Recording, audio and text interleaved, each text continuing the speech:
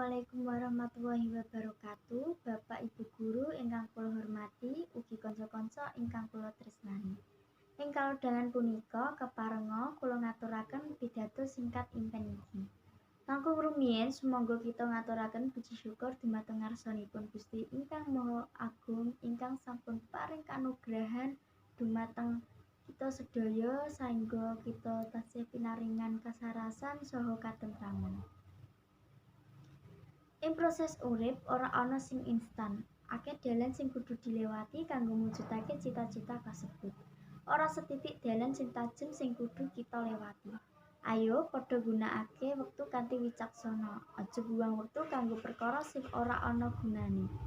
Ayo padha fokus kanggo gawe kabeh impen kita dadi nyata.